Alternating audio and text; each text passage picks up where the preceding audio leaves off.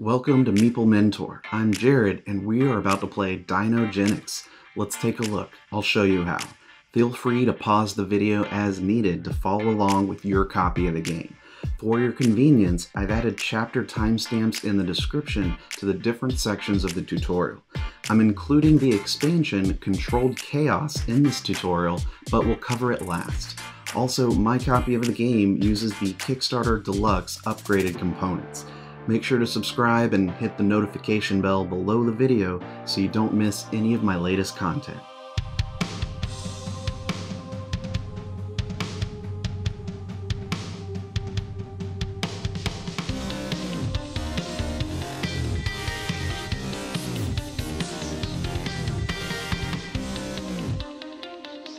Dinogenics takes place in 2056 after a research breakthrough in South America led scientists to recreate once extinct life forms from preserved genetic material. The new cutting-edge technology company branded itself Dinogenics IOM. The prospect of running the first successful dinosaur theme park spurred wealthy industry leaders from around the world to invest heavily in the small, impoverished nation. The early days of these parks were largely unsuccessful as tourists didn't want real dinosaurs as they once were, they wanted monsters and beasts as seen in pop culture. So Dinogenics gave in to the demand and engineered fearsome dinosaurs the people expected. In this worker placement board game, players are the CEOs of huge corporations competing to build the most successful dinosaur park. Everyone has purchased a private island to build their park on and take turns going to the mainland to collect resources needed to enhance their parks. The game lasts over 7 seasons, with the first being a pre-season prep before tourists come in. At the end of the 7 seasons, whoever gained the most victory points wins, letting them buy out their competitors and become the sole dinosaur park in the world. Lay out the main game board in the center of the table. Place the visitor board along one side with the visitor overlay on top. Use overlay B for 4 or 5 players and overlay A for 1 to 3 player games. Align the overlay so the active season is above season 1. Give each player a personal dinosaur park board. Each player should pick a color corporation to be from the 5 available. Make sure you take the 2 faction tokens, 2 cubes, and 5 workers matching your chosen color. Give each player 4 fence pieces to create a starting pin area on the green area of their board. Fences always occupy the sides of green squares. Each player should place one of their faction tokens at 0 on the victory point track on the outer edge of the main board. Randomize the first player for the start of the game, with the order going clockwise from there. Place each player's large colored corporation disc on the turn order track in the established turn order. Give the first player $3, second and third player $4, and fourth and fifth players $5. Everyone should place one of their cubes at 0 on the reputation track found on the visitor board. The second cube should be placed at 0 on the dinosaur value track at the bottom of their park board. In a 2 to 3 player game, each player starts with 4 workers, which are placed at the top right of the board. In a 4 to 5 player game, everyone starts with 3 workers. Either way, players will gain 1 more worker at the start of the 4th season. To accommodate the player count, some worker spaces on the game board won't be available if playing with less than 4 players. In a 3-player game, place a blocking token on 1 action space of the farm, Dinogenics, and the city center. For a 2-player game, also add 1 at the agency, uplink, site A, and a second on the city center. Separate out the facility tiles to find the 8 basic hotel tiles. These 8 are placed on the first space in the city center area of the main board. Put the rest of the facility tiles in the drawback. Remove the 5 corrupted T-Rex DNA cards from the game, as well as the 1 corrupted T-Rex breaking news card. These won't be used in your first games. Create the DNA deck, manipulation deck, and breaking news deck. Shuffle each of them and place them on the game board. The DNA deck goes here, manipulation here, and breaking news here. Draw DNA cards one at a time to fill up the DNA market. Then, draw 4 more to place in the boneyard near the center of the board. Draw the top breaking news card and place it in the upcoming slot in the newsroom. This card will come into play in Season 2. From the shuffled decks, deal 3 DNA cards to each player and 1 manipulation card. Players are limited to a maximum of 10 DNA cards in their hand at a time. You can hold any amount of manipulation cards. Give each player a reference card for the stages of gameplay. Now draw random facility tiles from the bag one at a time to place in the second, third, and fourth facility stacks at the city center. This is step 6 of the open season. For the first season of the game, you'll skip the first 5 steps. You're now ready to start the game. The game takes place over 7 seasons, each composed of 2 phases. First is the open season, followed by an upkeep phase. Each step within the phases must be taken in order, which is why the developer included handy reference cards to follow. During the open season phase, players will collect resources, money, and build up their parks. This is where players will get to place workers on the main board to take actions, like creating dinosaurs. The upkeep phase has players check the needs of their dinosaurs, trigger any rampages, and score victory points. The first season of the game skips the first 5 steps of the open season, as those steps are largely concerned with prepping the board. However, for all future seasons, follow these steps entirely. The first step is to adjust the player order based on everyone's reputation. The highest reputation player becomes the first player, and so on. Ties are broken first by number of undamaged facilities, then by money. Rearrange the faction tokens on the visitor board. Next, visitors are assigned to everyone based on their new player order. The most visitors are offered to the first player, as shown on the overlay. Check the columns and labels for the players. Collect the red visitor meeples from the supply and give them what's shown. The visitors must immediately be placed in open hotel room spaces on their park board. By default, everyone has a printed hotel that hosts 2 visitors. Any extras from this pool that can't be placed are discarded to the supply. To hold more visitors, you'll have to build more hotels. After the printed amount of visitors are claimed, bonus visitors now come to the island. Check below the active season for the written number of bonus visitors that make up the bonus visitor pool. The first player gets offered the bonus visitors first if they have the capacity for them. They may take up to 2 before anyone else may have a chance to get them. If there weren't vacancies for the first player to hold them all, continue offering 1 bonus visitor from the visitor pool, 1 at a time, in turn order to the other players. Keep going until either none remain or all player hotel spaces are filled. Any bonus visitors that can't be assigned return to the general supply. Once all the visitors have been placed in players' parks, everyone gains $1 per visitor in their park. Receive this from the general supply, or bank. Now look at the breaking news area of the main board. Discard the news card in the active slot and push the upcoming one into the active position. Immediately resolve what it says. It could be an immediate effect or some special ongoing effect for the duration of the round. Should there be any timing issues in resolving it for each player, then resolve it in turn order. Then draw a new breaking news card from the top of the deck to sit in the upcoming position. Next, you'll draw a new facility tile for each of the 3 facility stacks, the second, third, and fourth stacks found in the city center. As players go to the city center, only the topmost facility tiles are available for purchase. During gameplay, if a stack ever completely empties, immediately draw a new tile for it. Finally, players will get to interact with the action spaces found on the game board using their available worker meeples. Going in turn order, everyone places 1 worker at a time on an unoccupied action space on the mainland. Sometimes breaking news cards add action spaces as well, and if you're playing with the Controlled Chaos expansion, there are more actions found on its board as well. Some action spaces require you to pay a resource of some kind. If you don't have that resource to pay, you may not assign a worker there. I'll cover all the actions in a bit. After everyone has finished actions using all their workers, the open season is over. From here, you'll proceed to the first step of upkeep. In the upkeep phase, players must feed any carnivores in their park and check the fenced pens surrounding each dinosaur for security. If anything is not correct, dinosaurs may destroy fences, facilities, or eat visitors. None of this is good. Afterwards, victory points are awarded for dinosaurs and visitors still in your park. Each carnivore in players' parks need to be fed. From their collected goat meeples, they must discard the required number of goats to the supply. The base game dinosaurs are shown along the right side of the park board. The top dinosaurs are carnivores, as shown by the goat icons near them. The number of goats shown there is how many each dinosaur of that kind must eat. Any carnivore in your park that isn't completely fed will rampage in the next step. During the feeding step, players with a mutant dinosaur in their park may choose to feed them goats.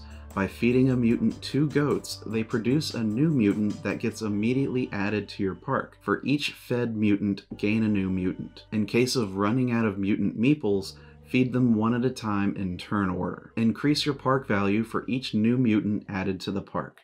The newly placed mutants can't be fed until the next season. All unfed carnivores and dinosaurs with improper habitats will rampage in the next step. Each dinosaur type has a proper habitat or pen size required for them to not rampage. There's a quick summary, again found on the right of the park board, that shows the basic dinosaur's pen size requirement.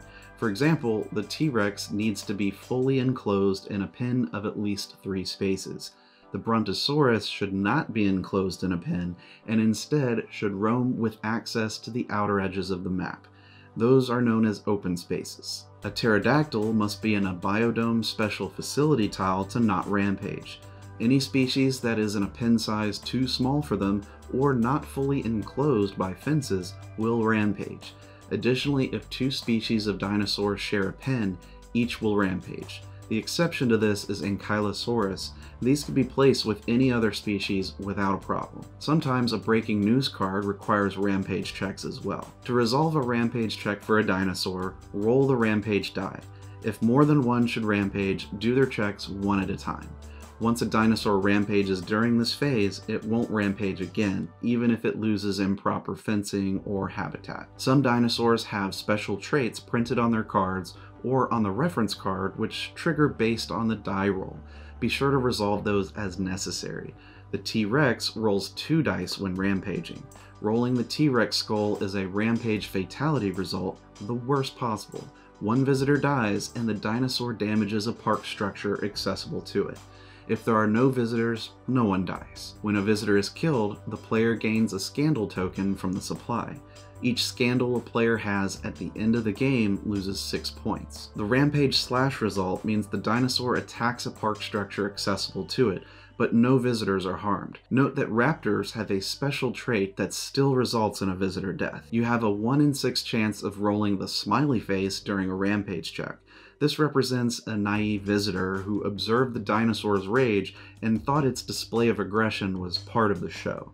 No damage or fatality occurs, and instead the player gains $1 for the exciting performance. If the player doesn't have any visitors when this is rolled, they don't collect the dollar. When assigning damage from rampage rolls, the dinosaur first attacks and removes a fence from its pen, so long as it was surrounded by fences. The fence it attacks will be the one leading to the most direct route to any board edge. However, if the dinosaur rampages while in an unenclosed pen, it will instead damage a facility tile. The player must choose an undamaged tile and flip it over to its damaged side. Damaged facilities earn no points and give no benefits to the player until it's repaired. Should a dinosaur contained in a biodome rampage and cause damage, its only option is to damage the biodome itself.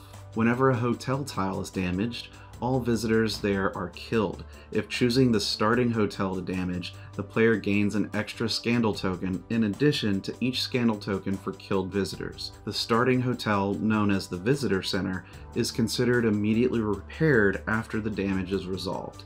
It can take subsequent hits if necessary. After all players have resolved rampage checks, everyone scores 3 victory points per pair of visitors returned to the supply.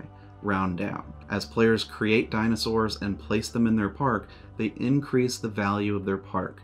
I'll go into it further later, but the park's value should always be maintained and accurate whenever gaining or losing dinosaurs. During step 4 of upkeep, players score their dinosaur value on the victory point track found along the outside of the game board. Some facility tiles gain the player victory points during upkeep. If any players have those, they'll gain those points now as well. After scoring the points, now players can gain other resources and bonuses from dinosaurs' special traits or facilities bonuses not related to victory points. Some facilities give you a goat each upkeep, for example. Another example is the Stegosaurus, who gives the player $1 for each one. Now all players should collect their workers back to their player boards. Then move the overlay on the visitor board to the next season. Just slide it over one column to the left. Finally, you're ready for the next season to start. Start again with the first step of the open season phase to proceed with a new season. If this is the 7th season, move on to in-game scoring. First, I'll cover some of the basic actions found on the board. To take any action, you must place one of your available workers on an empty action space in that action area. At Site A, you'll draw and keep 2 DNA cards off the top of the deck. Remember, you may not hold more than 10 DNA cards at a time. If you exceed 10 cards, discard down to 10. At Site B, draw 3 DNA cards off the top of the deck. Then choose one to keep and discard the other 2 to the discard pile. When you go to the Boneyard, you'll get to choose any single DNA card found in the Boneyard for free, but you must take a Scandal token. Scandal tokens are meant to be unlimited. The agency action lets you draw 2 manipulation cards and discard 1 Scandal token. You may hold any number of manipulation cards at a time. You can still take this action if you don't have a Scandal token. In order to play a manipulation card from your hand, you must go to the uplink. Choose and play any manipulation card you have when taking this action. Do what the card says, then discard it to its discard pile unless it says otherwise. When going to the farm, you'll get to collect 3 goats. Take the meeples from the supply and keep them anywhere near you. They don't occupy any board spaces. Goats are meant to be an unlimited supply. Going to the ferry gives you $3. Take it from the bank. The money is also meant to be unlimited. The timeshare space is useful if you have an empty visitor space available in your park.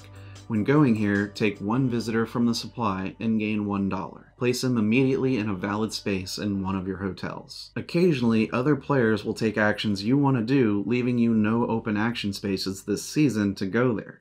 In those cases, you should go to the outsourced area. When placing your worker, you must pay $2 to the bank, but you may take the action of any occupied action space. Your worker stays on the outsourced space, but gains the benefit of the chosen action. Note, you can't copy an action that isn't occupied. It could be an opponent's worker or your own. At the Dinogenics IOM action spaces, you'll get to create dinosaurs using your collected DNA cards. A mutant dinosaur can be made using any 3 DNA cards. Specific dinosaurs you want to make as shown on the DNA card require a specific number of that card in order to make it. Check the large number in the upper right.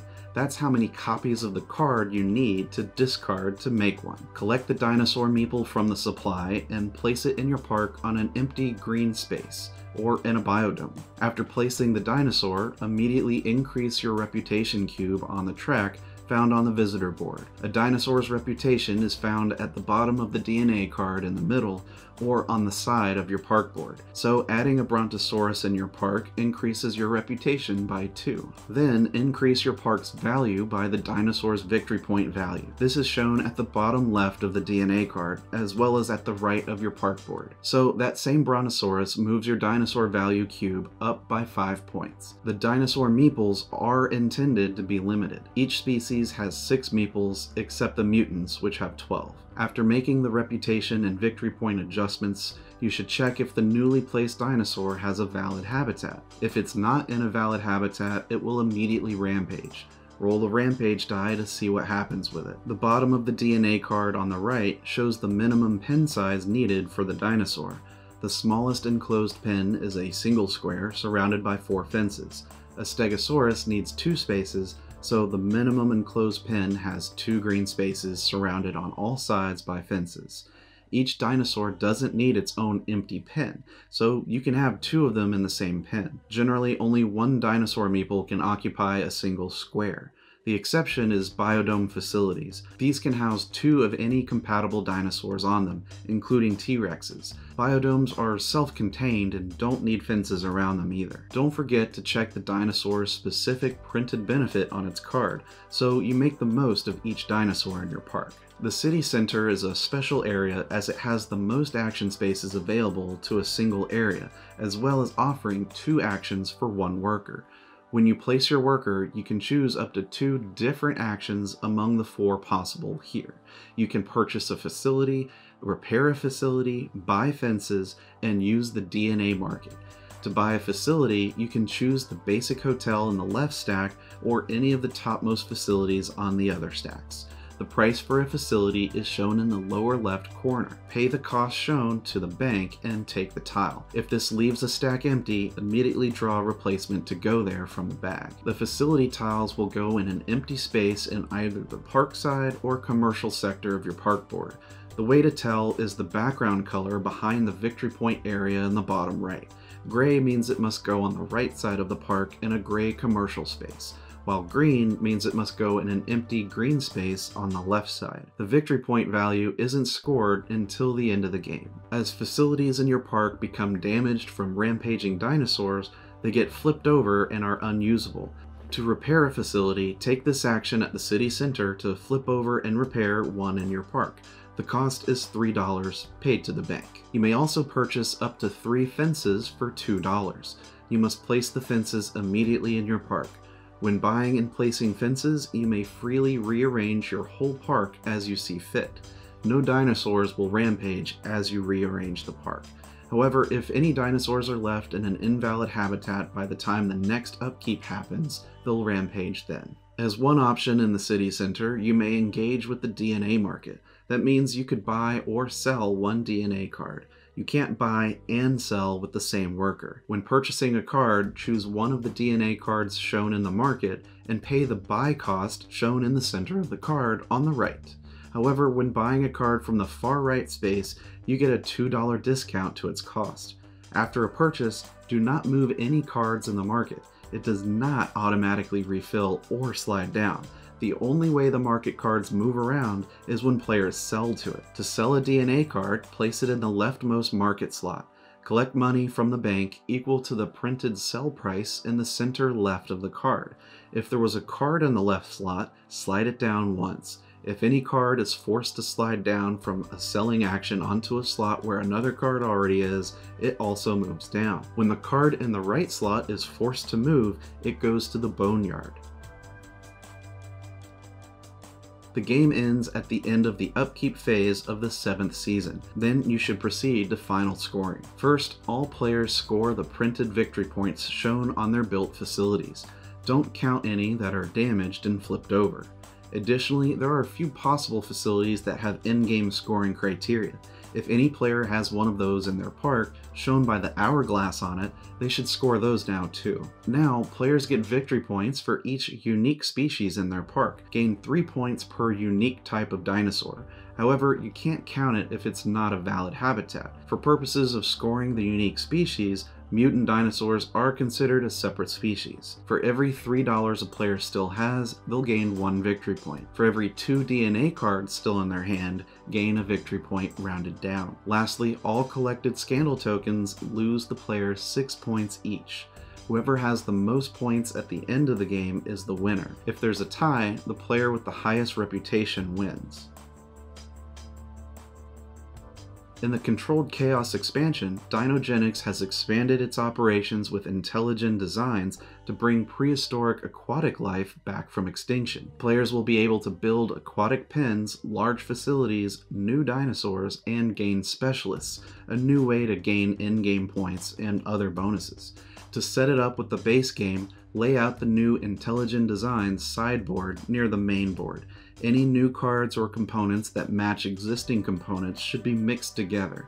You'll see new breaking news cards, manipulation cards, DNA cards, and new standard facilities. Collect the new eDNA cards and shuffle them into a draw deck sitting on the Intelligent Designs board. Gather the 8 aquatic habitat large facilities and stack them on the space for them on the new board. Shuffle all the other new large facilities and draw 5 face up into the spaces for them in the center.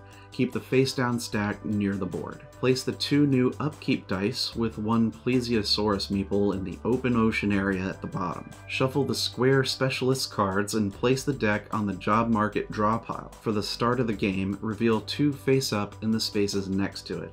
As a new step during each open season, you'll move any remaining specialists there to a stack on the independent contractor space.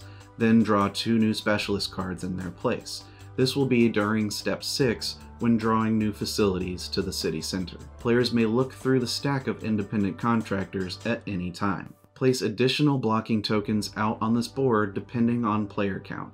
At 3 to 4 players, place one on an action space of Intelligent Designs and one on Refinement.